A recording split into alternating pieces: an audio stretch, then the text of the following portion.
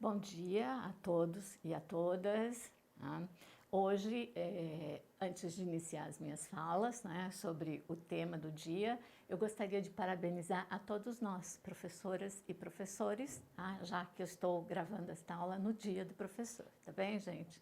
E falar do compromisso ético que nós todos temos com essa profissão.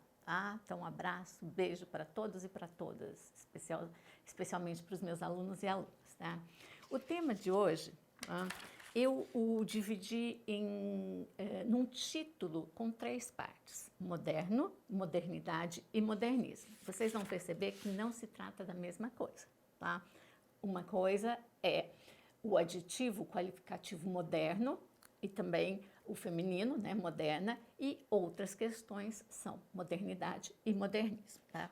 Eu usei basicamente, para preparar a fala de hoje, o dicionário de filosofia, tá? Do Nicola Baiano, que vocês já conhecem, eu tenho usado com bastante frequência, tá? Nas minhas aulas. O texto do Walter Benjamin, chamado A Modernidade e os Modernos. O texto do professor Carlos Reis, Introdução aos Estudos Literários. O texto do professor Hélder Macedo, 800 anos de literatura, e textos literários que eu vou, durante as minhas falas, excertando, colocando no texto, tá bem? Então, a primeira questão, eu vou tratar do verbete moderno, que aí eu retirei algumas ideias do dicionário de filosofia do Baiano. Então, verbete moderno vem do latim modernos. Em latim, moderno significa atual, tá? Por isso que, com uma certa frequência, nós usamos na fala cotidiana, por exemplo, isso aqui é tão moderno, então, com uma relação de concomitância com o nosso tempo, mais ou menos como um sinônimo de contemporâneo, tá? Então, esse uso é legítimo, já que no latim, modernos significa atual, tá? Mas a expressão, o adjetivo qualificativo moderno, ele começa a ser empregado especialmente no Ocidente europeu, no século XVII, tá? Para distinguir dentro da filosofia os caminhos da filosofia antiga e os caminhos da filosofia moderna. Então, nós percebemos que e isso o Baiano vai chamar a atenção e eu vou trazer para vocês, tá? Uma recorrência do uso do adjetivo moderno a partir da ascensão, ou melhor, dos primeiros traços do capitalismo na economia europeia, que depois se expande para todo o mundo, tá? E também com a ascensão burguesa, certo? E para o Baiano, o moderno, ele está associado a alguns termos que ele chama de termos-chave, como razão, ciência, técnica, progresso, emancipação, sujeito, historicismo, metafísica, niilismo e secularização. Nós percebemos que esses termos, como eu disse anteriormente, também mantêm uma relação muito intrínseca com esse modo de produção que vai se exacerbar, especialmente no século XIX e nos acompanha até hoje, que é o modo de produção capitalista, tá? Então, não tem como eu trazer para vocês uma perspectiva que não seja ligada a um modo de ser, de estar e de pensar o moderno e a modernidade fora do capitalismo, fora da ascensão burguesa, fora do princípio de industrialização do mundo, fora de um princípio que rege as ideias a partir de uma perspectiva de progresso, de evolução, mas um progresso muito mais ligado, tá, a uma ideia tecnicista, a uma ideia fabril, a uma ideia de construção, de manipulação em prol do capital, tá? Então, a questão do humanismo vai ser bastante controversa durante esse período, e até hoje nós pensamos sobre isso. Mas durante as minhas falas eu vou ser mais explícita e talvez minhas falas de agora façam mais sentido para vocês, tá? Ainda segundo o Dicionário de Filosofia, há uma série de correntes interpretativas, já no século XX, sobre a modernidade. Eu vou destacar aqui 3, e as 3 são de origem alemã. Tá? Primeiro, a do Max Weber. Tá? Segundo Weber, a modernidade é a época da racionalização técnico-científica e do desencantamento do mundo, e eu diria do desencantamento dos sujeitos com o mundo. Tá?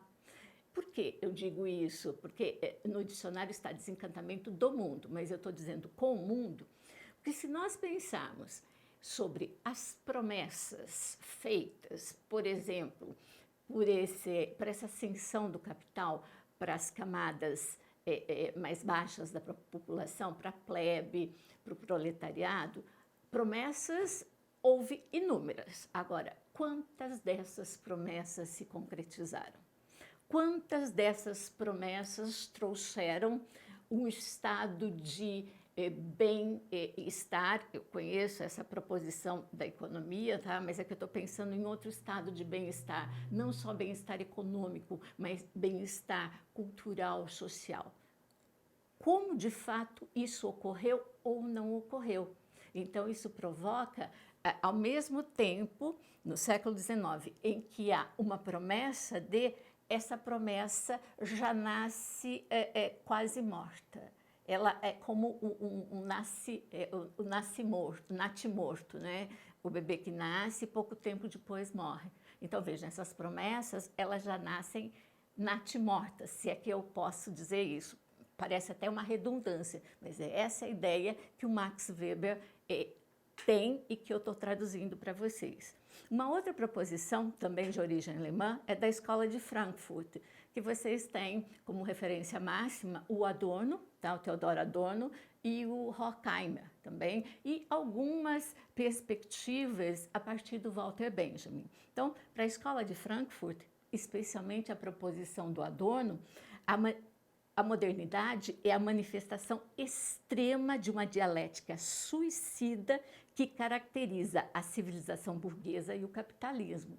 Também, se nós fizermos uma leitura mais, eu não diria aprofundada, porque aqui eu não vou fazer uma leitura do Adorno, por exemplo, na dialética, na sua dialética tá, do esclarecimento, mas eu posso pensar, a partir dessa proposição da Escola de Frankfurt, que a modernidade ela é uma espécie de continuação do iluminismo, nesse traço em que também há promessas, já aí não mais promessas somente de ordem material, mas também promessas de ordem filosófica, promessas de ordem de ascensão intelectual e coisa que o valha. Então, vejam, a proposição dos adornianos também segue, vamos dizer assim, na linha do Max Weber.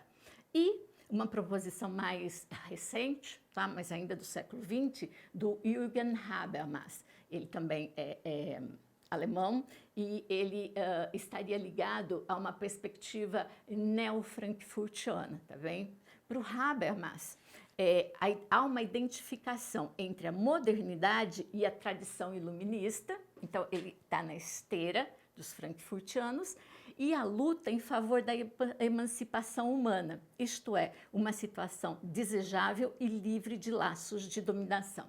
Então, há também, ao mesmo tempo, a expectativa na modernidade de algo que não se concretiza. Vocês devem notar que essas 3 proposições que eu lancei a partir do Dicionário de Filosofia, elas têm em comum eu vou usar a expressão do Weber, desencantamento do mundo e o desencantamento com o mundo. Tá? Então, a gente pensa a modernidade, do modo geral, tá? Num sentido tão positivo, é lógico, há sentidos positivos e depois eu vou mostrar como isso acontece dentro de uma perspectiva estética, tá? Mas há também uma negatividade muito grande nesse olhar sobre a modernidade, tá? Em tempo, eu não vou falar sobre pós-modernidade nem sobre pós-modernismo aqui, porque esse não é o momento. Talvez eu venha a comentar sobre isso quando eu estiver trabalhando com a literatura moderna, a literatura contemporânea portuguesa, tá bem? Então, Carlos Reis, tá? No seu Introdução aos Estudos Literários, ele vai citar o Matei Calinesco. O Calinesco tem um livro que eu já estou traduzindo para o português, né? As 5 Faces da Modernidade. Se não me engano, esse livro não é traduzido, pelo menos no português do Brasil, tá? E o Calinesco, como citado pelo Carlos Reis, vê 2 sentidos distintos e conflituosos no conceito de modernidade. Quais são? Um primeiro sentido, que é a herança do século XVIII, europeu, e da ascensão burguesa, dá valor, aqui eu cito o Calinesco, por via do Carlos Reis, à doutrina do progresso, à confiança nas benéficas possibilidades da ciência e da tecnologia, à preocupação com o tempo secular, o tempo que se esvai, o tempo cronológico, a orientação para o pragmatismo e ao culto da ação e do sucesso. Isso parece tão contemporâneo a nós, não? Então, quando se fala em modernidade, eu penso que nós estamos vivendo ainda, essa minha fala é controversa, especialmente quando se pensa pensa em questões afeitas à pós-modernidade, mas eu penso que nós estamos vivendo ainda um estágio de modernidade, tá? Alguma coisa que nós podemos chamar de modernidade. Mas essa é uma proposição que eu coloco aqui sem maiores discussões, porque, como eu disse, não é o alvo das minhas falas de hoje, tá? Então, esse é um primeiro sentido que o Calinesco vai colocar em cena nas falas, vamos dizer assim, citado pelo professor Carlos Reis. E um outro sentido, tá? Enquanto conceito estético. A modernidade como conceito estético. E aí, novamente, eu cito Calinesco por via do professor Carlos Reis.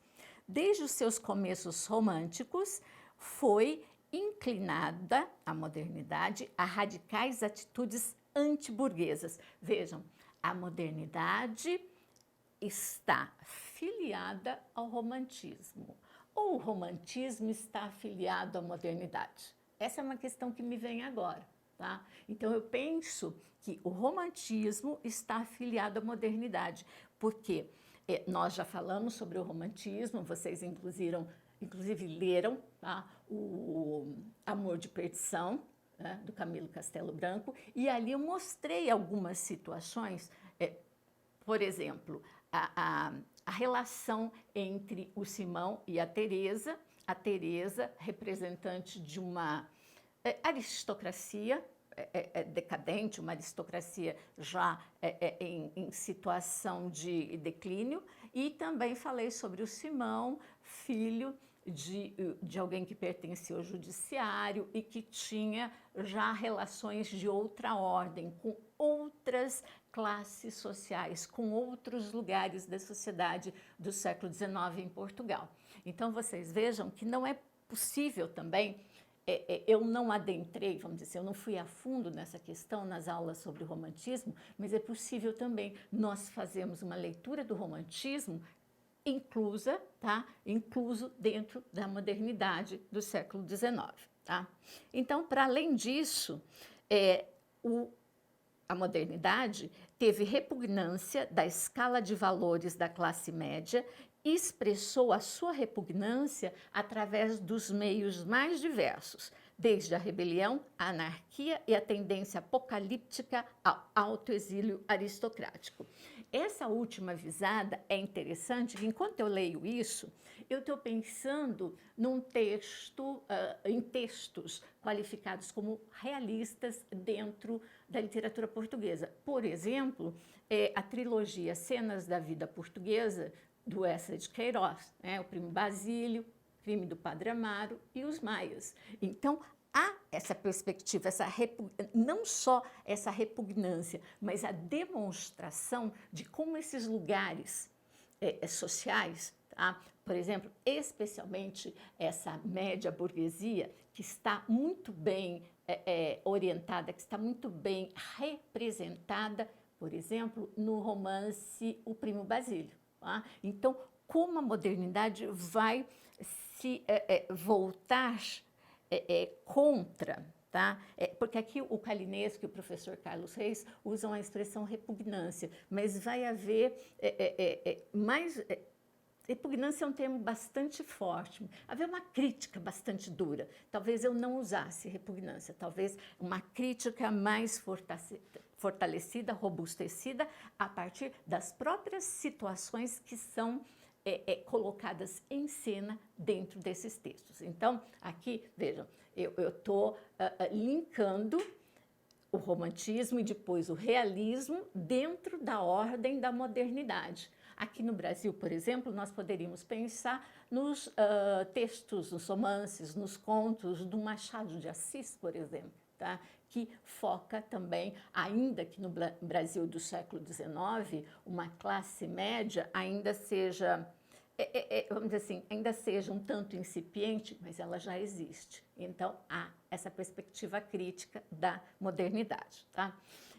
Antes de ir para o modernismo, eu não posso deixar de comentar com vocês, tá? Porque esta aula ela vai servir tanto para os alunos de formas narrativas na literatura portuguesa 2, quanto para os alunos de poesia portuguesa, tá? Para quem eu estou adentrando no espaço da modernidade. Não posso deixar de fazer aqui referência a alguns apontamentos do Walter Benjamin no texto A Modernidade e os Modernos, tá? Esse texto, nós temos dividido, ele é dividido, o livro, né, editado no Brasil, em 3, eu diria, capítulos. Vamos chamar vulgarmente de capítulo. O primeiro chama-se A Modernidade, o segundo sobre alguns temas de Baudelaire, e o último é Franz Kafka, tá? Tanto o capítulo A Modernidade quanto sobre alguns temas de Baudelaire, aí é óbvio, tratam sobre a importância do poeta francês Charles Baudelaire para essa construção, para orientação de um sentido de modernidade, não só para o Benjamin, mas para uma porção de estudiosos que vão, a partir, especialmente do final do século XIX e correr do século XX e até hoje, que vamos estudar a modernidade. Então, vejam, o Baudelaire acaba sendo um símbolo da modernidade europeia. E o Benjamin vai estabelecer alguns valores e alguns temas que vão circular por essa modernidade baudelariana e que vão, por exemplo, chegar na literatura portuguesa a obra de um poeta chamado Cesário Verde, tá? Que nós vamos estudar em poesia portuguesa, tá? Ou que vão chegar de alguma maneira também a obra do Mário de Sá Carneiro, no modernismo, lá já no começo do século XX. Então vejam a importância do Baudelaire, tá? Aqui no Brasil a gente pode pensar também na poesia do Souza, deixa eu ver, do Cruz e Souza, tá? Um poeta também do século XIX. Então vejam como foi importante a poesia do Baudelaire e como ela vai ganhar uma relevância maior, ou melhor, como a modernidade, como tema da poética baudelariana vai ganhar importância a partir da leitura do Walter Benjamin. Então, veja, há uma linha, vamos dizer assim, há uma sucessão. Tá? Então, uma das questões, eu vou ler alguns tópicos para vocês, tá? Uma das questões bastante significativas na obra do Baudelaire é a descrição sobre a grande cidade, tá? Porque as cidades, elas passam a ter uma configuração mais ou menos parecida com as cidades que nós conhecemos hoje, lá no século XIX. E o Baudelaire dá uma importância muito primordial para Paris, lógico, francês circulando por Paris, tá? Então, me parece óbvio. Mas a partir dessa importância que o Baudelaire dá para Paris, outros escritores, outros agentes culturais também vão perceber as suas cidades, as grandes cidades dos seus locais, das suas nacionalidades. Tá? Só que essa cidade, ela é um tanto quanto caótica, Não é uma cidade, eu coloquei aqui, a cidade ela é um termômetro da modernidade e ela não é mais um lugar de amenidades. A cidade é um lugar de disputas, a cidade é um lugar, vou dizer, de violência, ou de vários tipos de violência, não há só uma violência que você circunscreve na cidade. A cidade é um lugar, por vezes, de solidão, a cidade é um lugar do suicídio também. Então, vejam, ligados ao ambiente citatino, vários temas vão ser robustecidos dentro da modernidade. Então, o Walter Benjamin chama atenção aqui para a cidade. Essa leitura do Benjamin, eu não falei isso anteriormente. Então, eu falei para vocês, a partir do Abaiano, que eu iria enxergar a modernidade a partir do Weber, dos frankfurtianos e do Habermas. Mas vocês devem ter percebido que o Abaiano, no fundo, ele traz uma leitura, vamos dizer assim, de fundo marxiano acerca da modernidade. E o Benjamin vai trazer à tona, no seu texto sobre a modernidade do Baudelaire, tá, um trecho do Marx, tá, e que caberia bastante significativamente para a gente enxergar a modernidade. O texto, o trecho do Marx citado pelo Benjamin diz o seguinte: o trabalho é a fonte de toda a riqueza e de toda a cultura. Os burgueses têm boas razões para atribuir ao trabalho uma força criadora sobrenatural, porque precisamente da natureza do trabalho resulta que o indivíduo que não dispõe de outra propriedade a não ser sua força de trabalho deve, em todos os estados sociais e culturais, permanecer escravo de outros indivíduos que se tornaram proprietários nas condições objetivas de trabalho. Então, vejam, aqui vai se mostrar essa perspectiva da luta entre as classes, que o Marx, vamos dizer assim, um dos sentidos orientadores da sua crítica. Tá? E o Benjamin chama atenção sobre isso na obra também do Baudelaire. Vamos lá, o Baudelaire não era marxista, antes que vocês possam pensar nisso, tá? Mas ele enxerga essas relações assimétricas que se desenvolvem, especialmente a partir do século XIX, e como na cidade essas relações assimétricas vão ser apresentadas e como ele vai representá-las. Por exemplo, se vocês tomarem a obra Flores do Mal, uma das obras, talvez a obra mais conhecida do Baudelaire, tá? Não só na França, mas fora dela, ele vai dar voz, ou pelo menos dar vez ao aparecimento das prostitutas, de prostitutas não somente brancas, ele vai falar das prostitutas que vêm das colônias francesas, por exemplo, da América.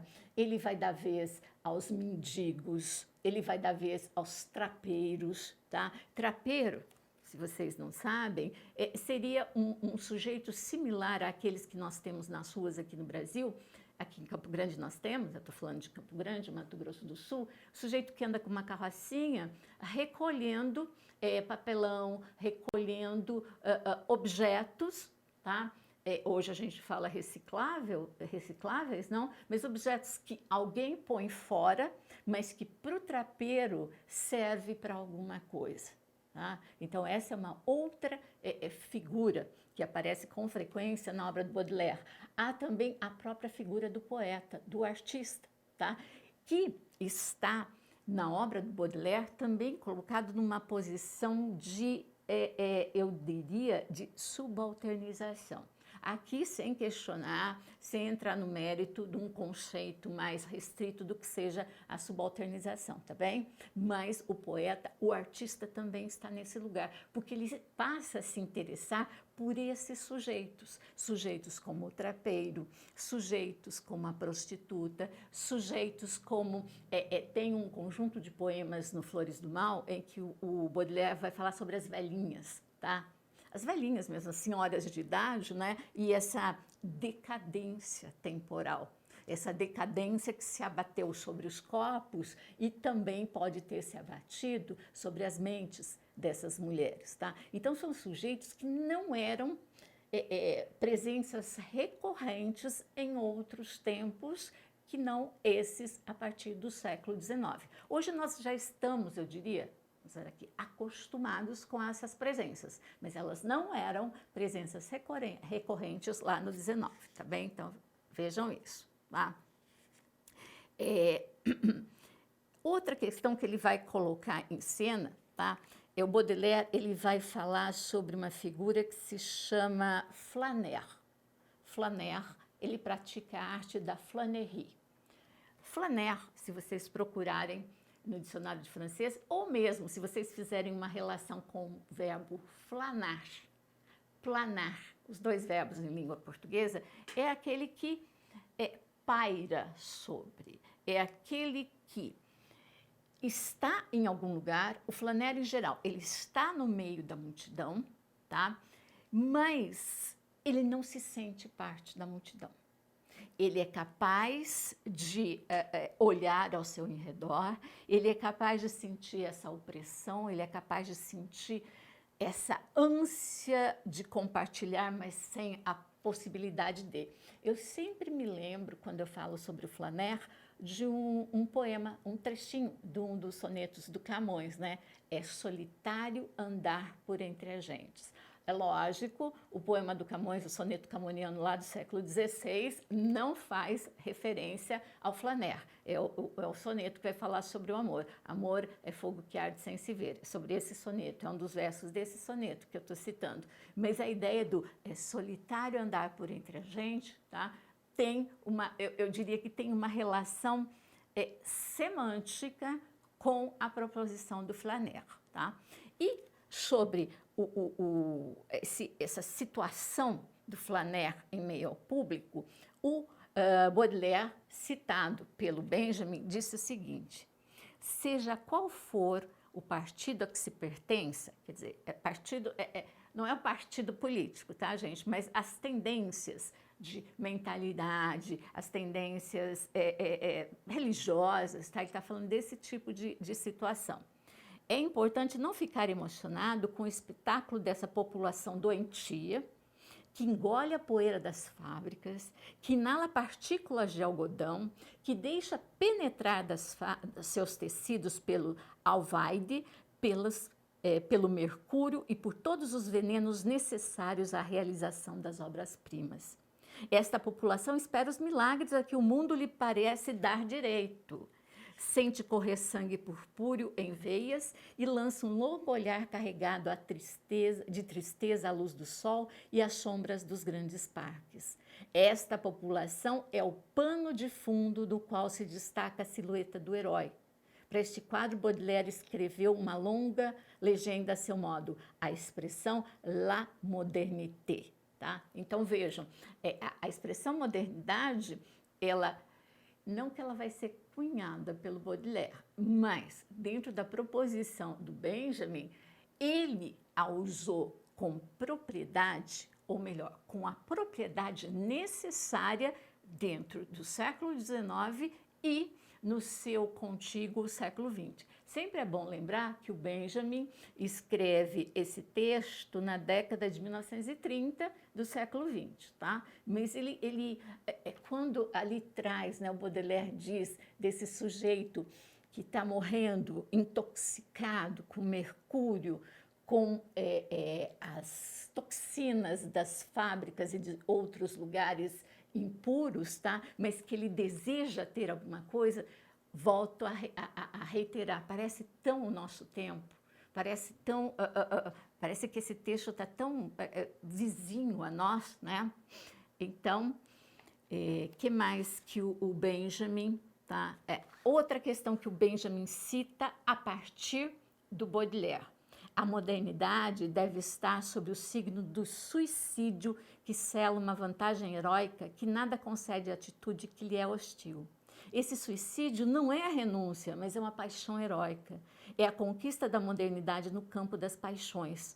O suicídio aparece, então, como uma paixão particular da vida moderna. Então, o suicídio aqui, ele não é um desistir da vida. O suicídio é uma atitude, eu diria, na leitura benjaminiana, tá? Ética. É uma atitude desse sujeito que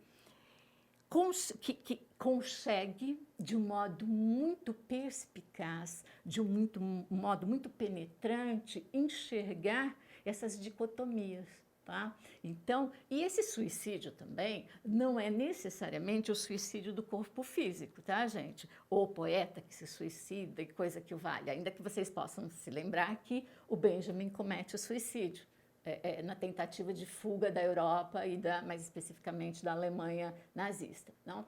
Mas é o suicídio que o herói, dentro dos textos da modernidade, acaba praticando.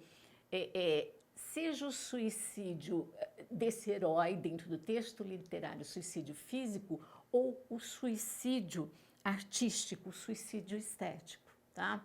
Porque é um dilema a partir do qual o herói não consegue se resolver, ele não consegue dizer, não, eu vou fazer isto ou aquilo, ou então, não, eu vou chegar a um equilíbrio.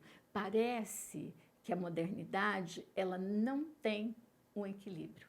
Ela não nos possibilita enxergar a possibilidade da adequação.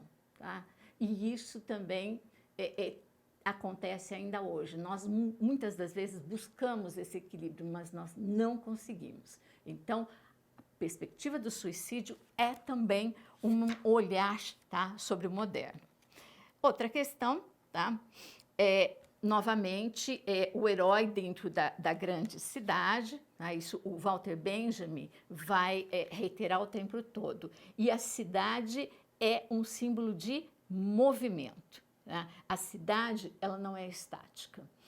Toda a movimentação desse universo fabril, desse universo industrial, desse universo que ruma para o progresso, ele está representado no movimento da cidade. Tá? Outra questão que o Benjamin destaca, o texto, eu não sei se vocês já leram algum outro texto do Benjamin que eu indiquei, ou algum outro colega, tá? Mas o Benjamin, ele reitera as suas ideias de um modo, às vezes, que a gente fala, mas de novo, mas é porque ele tem para si, ele tem uma temática que ele quer persuadir o leitor, ele quer convencer o leitor de que aquilo está bem argumentado, está bem posto. Então, ele vai reiterando, ele vai, às vezes, se tornando redundante. Tá? Então, ele vai dizer ainda na modernidade, o que mais nitidamente se verifica nestes outeiros é a ameaça. As aglomerações de pessoas são ameaçadoras. O homem precisa de trabalho, isso está certo, mas também tem outras necessidades. Entre as outras necessidades, tem o suicídio inerente a ele e a sociedade que o forma. E é mais forte que o seu instinto de sobrevivência. Isso também é interessante, né?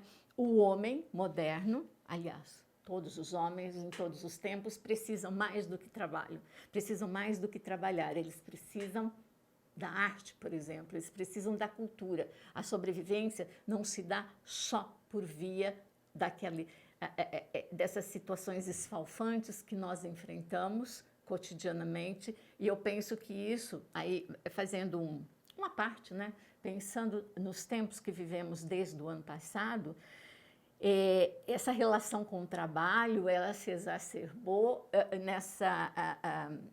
nesse distanciamento necessário de uma parte de nós. Por exemplo, eu estou falando aqui para vocês que alguns de vocês, se não a maioria, nem me conhecem fisicamente, né? Mas me veem constantemente, semanalmente e por vezes até repetidamente nos canais do YouTube ou em outros canais.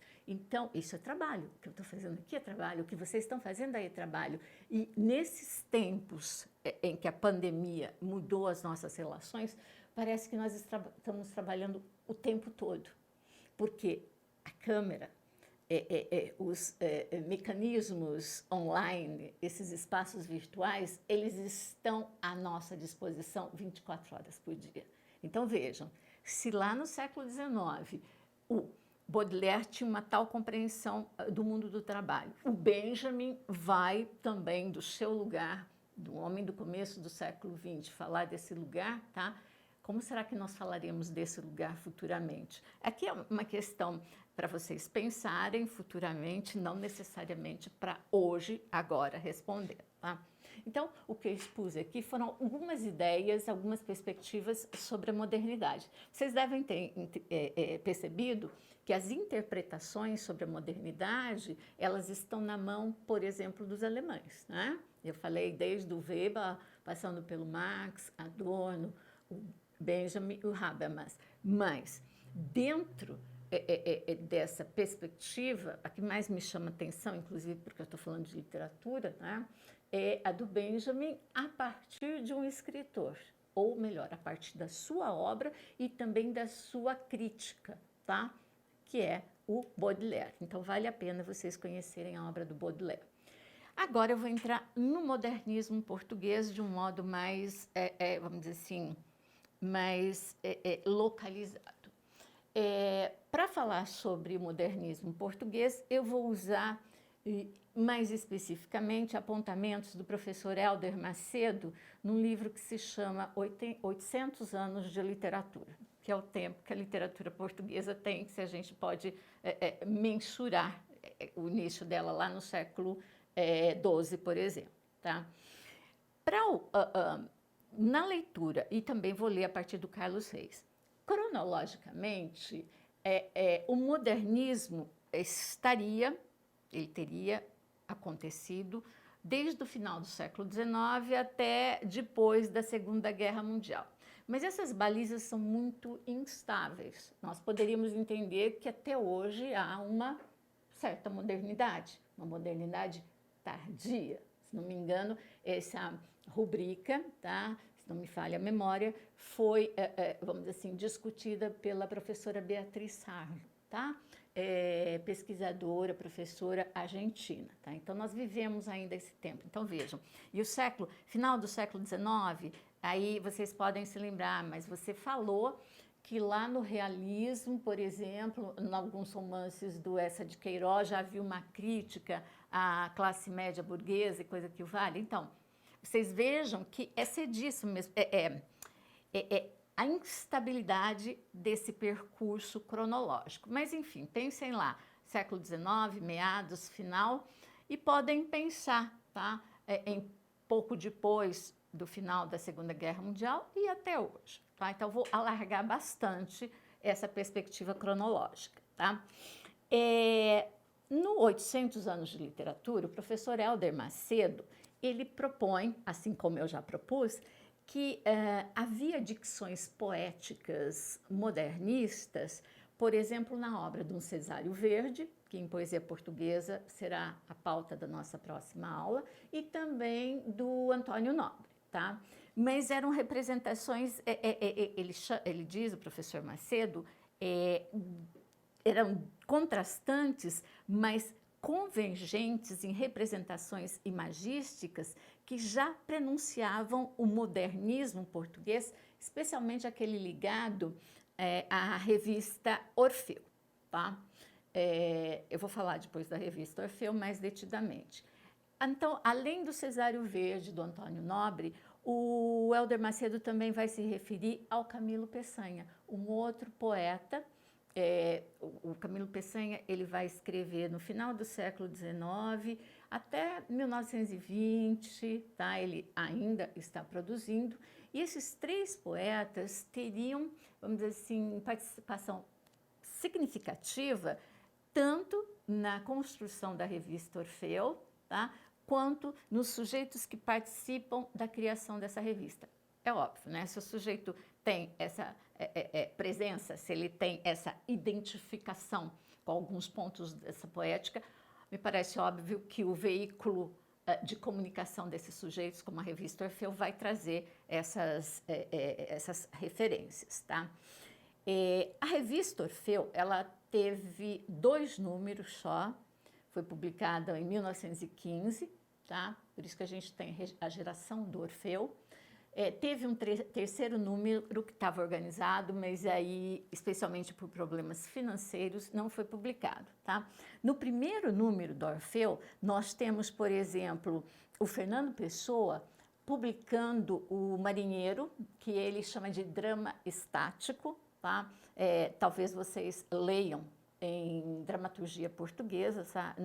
Aqui não é o nosso lugar de leitura para isso, tá? Tem o Mário de Sá Carneiro, com Indícios de Ouro, né? E o dirigente maior dessa revista, da Orfeu, era um brasileiro, o Ronald de Carvalho. Talvez vocês vejam alguma referência a ele o ano que vem, especialmente, quando uma efeméride acontece na cultura e na literatura brasileira, que é a comemoração dos 100 anos da Semana de Arte Moderna do Grupo Paulista, tá? Então, Ronald de Carvalho esteve ligado ao modernismo brasileiro também, tá? Então, a revista Orfeu teve um papel bastante significativo na divulgação e no espraiamento dessa literatura modernista em Portugal. Aliás, as revistas literárias em Portugal foram extremamente importantes, cada uma a seu tempo. Depois, na década de 1920, nós vamos ter a revista Presença, que vai ter a geração dos presencistas também. Depois nós vamos ter revistas como a Sol Nascente, a qual estão ligados os neorrealistas. Então, vejam a importância das revistas literárias, das revistas de cultura no século XX. Aqui no Brasil também, né? Aqui no Brasil, os folhetins, os suplementos literários, então, o papel de divulgação. Papel semelhante, por exemplo, a algumas revistas que hoje nós temos, ou jornais que nós temos em espaços virtuais, tá? Eu me lembro muito do jornal chamado Cândido, que é ligado à biblioteca, eu não me lembro se ela é municipal ou estadual, do Paraná. Um jornal que vocês têm online, o Cândido, com revistas muito boas, entrevistas muito boas, com, inclusive, textos literários inéditos, tá? Então, vejam a importância desses locais de divulgação, tá? E, junto com o Fernando Pessoa e Mário de Sá Carneiro, quer dizer, dois dos grandes nomes do modernismo em Portugal, nós temos outros, como o Antônio Patrício, um grande dramaturgo e poeta, a Flor Bela Espanca, uma grande poeta, o José de Almada Negreiro, também pertencente a esse grupo do Pessoa e do Mário de Sá Carneiro, tá? Sobre o Fernando Pessoa, eu vou ler um trecho do professor Helder Macedo, tá? Ele vai dizer o seguinte sobre Fernando Pessoa. Fernando Pessoa, hoje em dia reconhecido como um dos maiores poetas europeus do século XX, e para muitos igual ou até superior a Camões, foi a personalidade dominante do movimento modernista português, associado à revista Orfeu. Aqui, o que eu já disse. Pessoa desdobrou-se em diversas personagens de si próprio, os heterônimos, do que caracterizou como o seu drama ingente. Foi um habitante de mundos mentais, o supremo fingidor que, como diz no poema, imita a Deus para, quebrando a alma em pedaços e em pessoas diversas, construir um universo sem infinito e sem unidade, que é simultaneamente um artifício da eternidade e o mapa de uma humana finitude desintegrada e reconstruída como toda a gente e toda a parte. Então, o fenômeno da heteronímia, tá, é reconhecido por todos que estudam a literatura portuguesa, tá, e deve ser, salvo melhor juízo, tá, um fenômeno, pelo menos na literatura portuguesa, inédito, tá? Na literatura brasileira, eu estou aqui, eu tenho uma hipótese sobre a obra de um escritor brasileiro, mas eu ainda não vou falar sobre o nome dele, tá? Porque é uma hipótese, eu preciso robustecê-la para defendê-la, tá?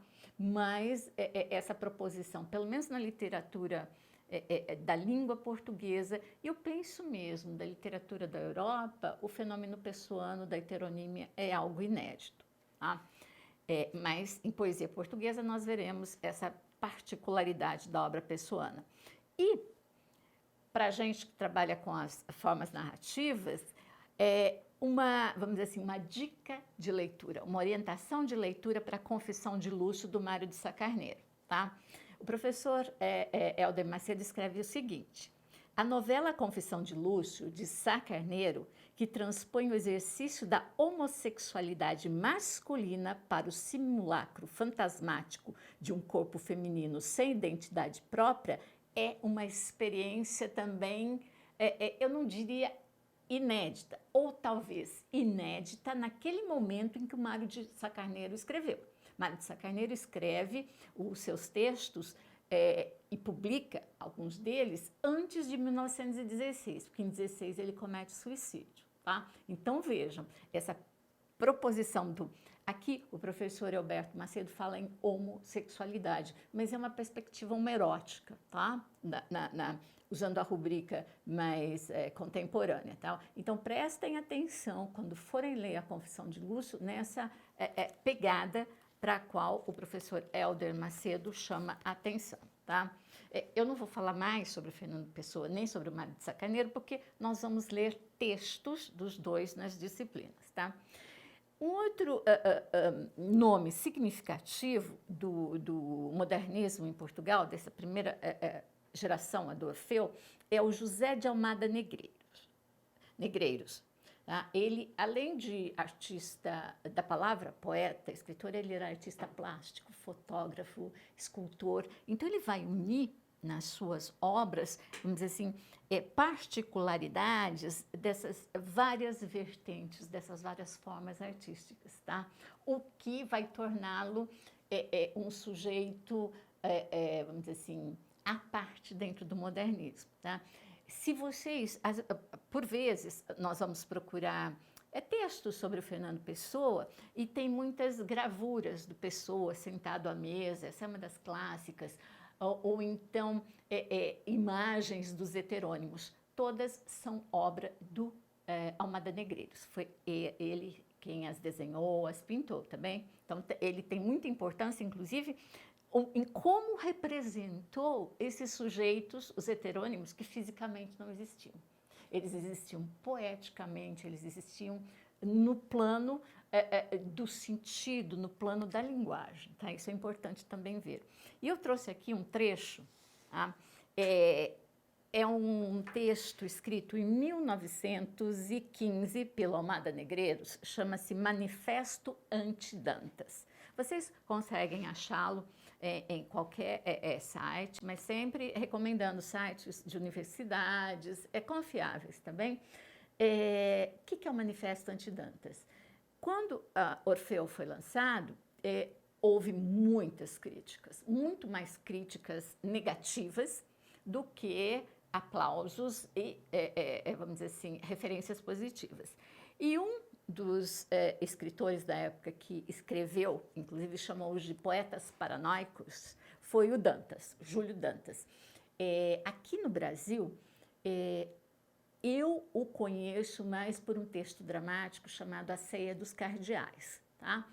Inclusive foi representado no teatro brasileiro, vocês podem achar, ele foi filmado, A Ceia dos Cardeais, é um texto dramático muito bom. Só que em 1915, quando a Orfeu sai, o Júlio Dantas está estreando uma peça chamada Sótor Mariana Alcoforado, que vocês já conhecem, a missivista portuguesa lá do século XIX. Tá? E, por ocasião, como o Dantas tinha detonado os poetas do Orfeu e os artistas do Orfeu, o Almada Negreiros dá o troco ao Dantas pelo Manifesto Anti-Dantas, inclusive com o nome do Júlio Dantas logo de início. Tá? Vou ler um trechinho para vocês. Manifesto Anti-Dantas e, por extenso, por José de Almada Negreiros, poeta do Orfeu, futurista e tudo, basta, pum, basta. Começa assim, basta, pum, basta. O pum aqui é como se houvesse, uma onomatopeia de uma batida, tá? Talvez a batida de um bumbo, um tambor, ou coisa que o valha. Uma geração que consente deixar-se representar por um Dantas é uma geração que nunca o foi. É um coió de indigentes, de indignos e de cegos. é uma resma de charlatães e de vendidos e só pode parir abaixo de zero. A baixa geração. Morra o Dantas, morra, pim. Então, veja, são termos bastante hiperbólicos, bastante exagerados, mas eles acabam representando o ambiente de uma certa beligerância entre esses grupos, o grupo do Orfeu e o grupo mais conservador que tinha aqui, vamos dizer assim, que estava aqui representado pela figura de Júlio Dantas. Tá? Aqui no Brasil vocês também vão ver alguns manifestos circunvizinhos escritos por alguns dos membros da Semana de Arte Moderna de 22 que tem um teor mais ou menos como esse, tá bem? Uma geração com o Dantas a cavalo é um burro impotente. Uma geração com o Dantas à proa é uma canoa em seco. O Dantas é um cigano. O Dantas é meio cigano. O Dantas saberá gramática, saberá sintaxe, saberá medicina, saberá fazer ceias para cardeais, saberá tudo menos escrever, que é a única coisa que ele faz. O Dantas pesca tanto de poesia que até faz sonetos com ligas de duquesas. O Dantas é um habilidoso. O Dantas veste-se mal. O Dantas usa ceroulas de malha. O Dantas especula e inocula os concubinos. O Dantas é Dantas. O Dantas é Júlio. Morra o Dantas, morra, pim. O Dantas fez uma Soror Mariana que tanto podia ser como a Soror Inês, ou a Inês de Castro, ou a Leonor Teles, ou o mestre Davis, ou a Dona Constança, ou a Nau Catrineta, ou a Maria Rapaz. E o Dantas teve claque, e o Dantas teve palmas, e o Dantas agradeceu. O Dantas é um ciganão. Tá? Então, é isso, tá? Vamos dizer assim, tudo isso contra o Dantas segue mais 3 ou 4 páginas, tá? Mas é um manifesto que representa aqueles momentos conturbados vividos por esses grupos antagonistas. Também não é de só menos importância que nós lembremos que 1914 marca o início da Primeira Grande Guerra na Europa. Quer dizer, um momento também recheado de outras conturbações que não só essa literária, tá? Eu não sei se algum de vocês se perguntou, mas se não se perguntou, tá? Eu vou falar, tá? Orfeu. Esse nome é significativo porque representa um mito caro à mitologia clássica grega, tá? Então, revista Orfeu, por que esse nome? Eu tenho aqui uma hipótese, mas quem não conhece, o que é o mito de Orfeu? Então, Orfeu foi um poeta lendário, pré-homérico, e ele é devoto do Dionísio, deus Dionísio. Ele teria sido o inventor da lira, tá? E ele tocava a lira de um modo tão fascinante, sedutor, que ele conseguia convencer e ele conseguia, vamos dizer, quase que hipnotizar quem ouvia Orfeu tocando a sua lira. E ele casa-se com Eurídice, tá? E Eurídice, ela tem um apaixonado por ela, chamado Aristeu, que é o deus de atividades campestres e agrícolas, tá? E um dia, Aristeu vai perseguir Eurídice nos campos, tá? Querendo estuprá-la, e ela vai pisar sobre uma serpente, e ela vai morrer, tendo em vista a picada dessa serpente. O que acontece? Morta, ela vai para o Hades. O Hades é a terra dos mortos, é o mundo dos mortos dentro da mitologia clássica. E o Orfeu, ele fica doente de saudade, tá? Ele não consegue, vamos dizer assim, resistir a essa ausência. O que ele faz? Tocando a sua lira, ele vai conseguir descer ao mundo dos mortos e lá ele vai conseguir convencer Perséfone, uma das guardiãs do Hades, a que ele possa trazer Eurídice de novo para o mundo dos vivos. Só que tem uma condição.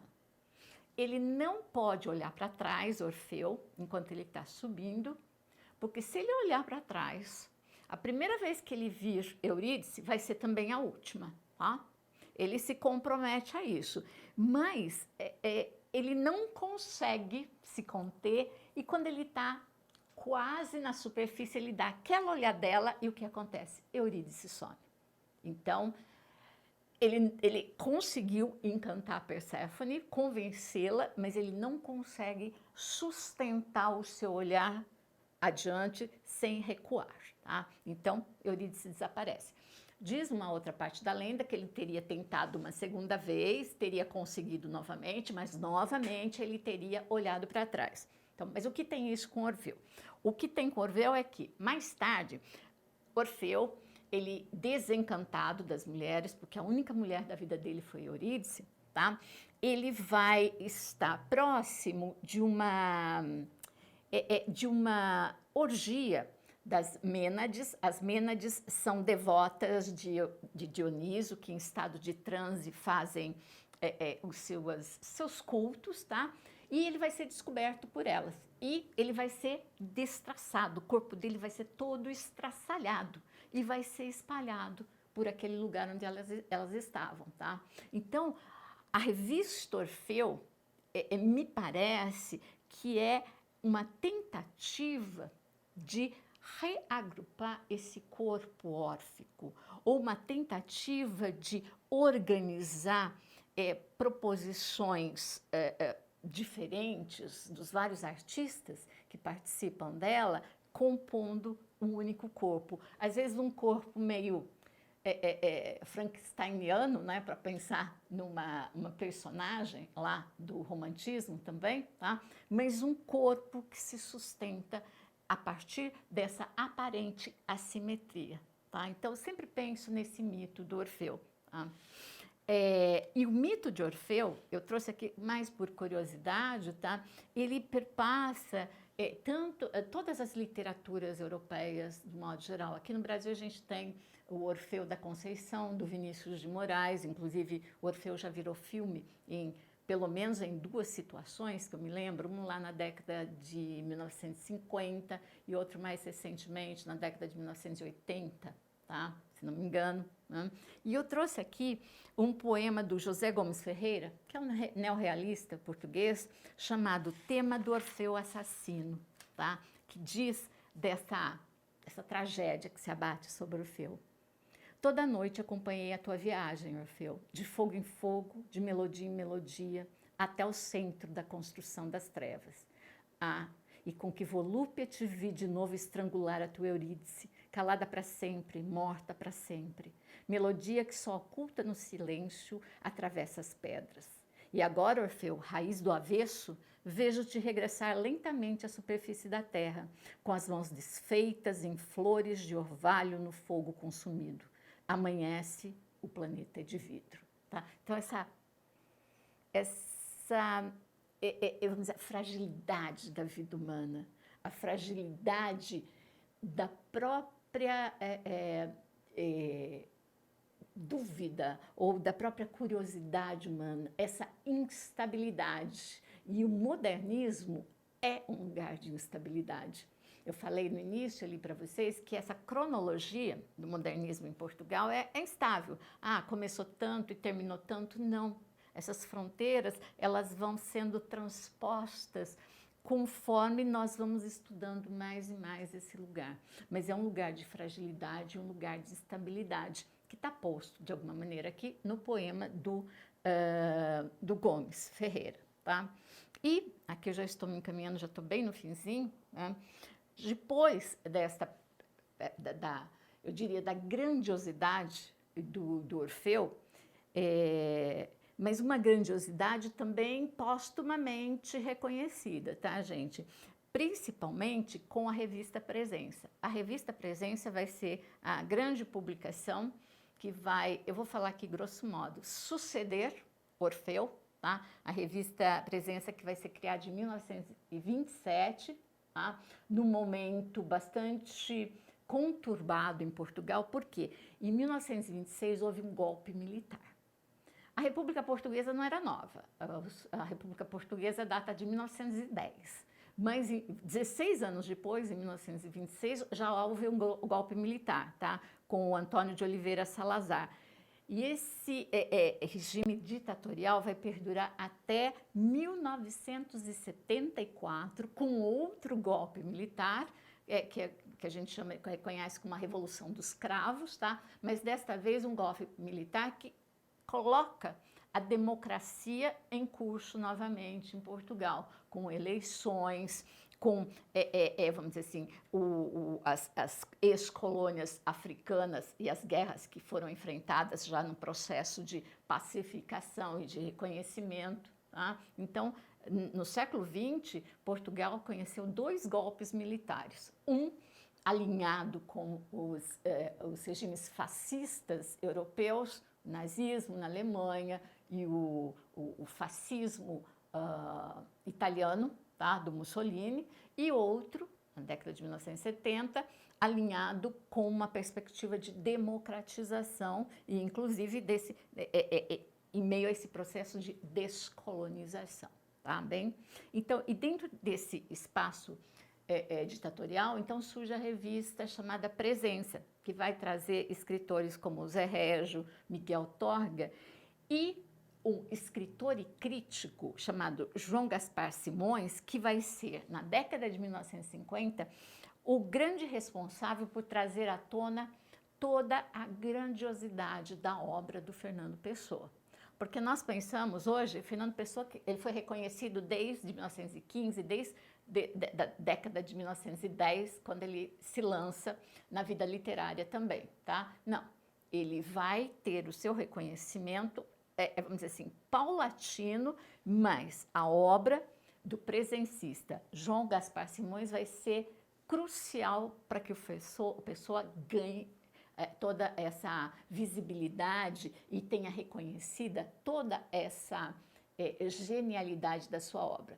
Há também aqui que se referir, tá? Além de João Gaspar Simões, a empreita da professora Cleonice Berardinelli, brasileira, ainda viva. Se não me engano, a professora Cleonice está com 102 ou 103 anos. Tá? Ela foi professora da Federal do Rio de Janeiro, tá? E ela não vai mais a congressos, tá? Mas ela continua ainda, vamos dizer assim, uma referência dentro dos estudos pessoanos no Brasil, tá bem? Então, essa foi a aula sobre modernidade e modernismo, tá? Espero que tenham aproveitado bem e nos encontramos em outra ocasião. Muito obrigada, tudo de bom.